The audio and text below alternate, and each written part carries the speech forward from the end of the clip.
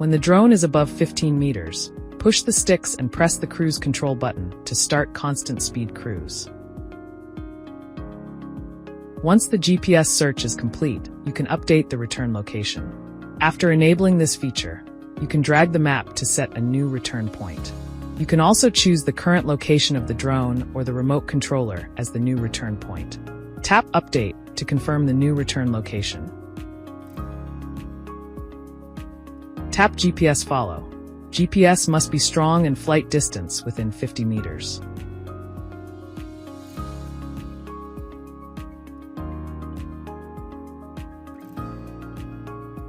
Tap Point of Interest.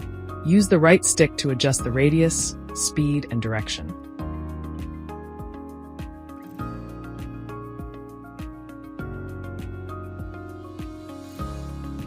Tap Route Rules.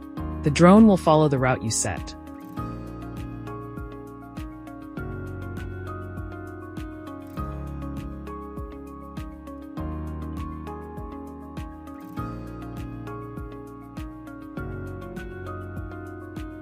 Tap Gesture Control.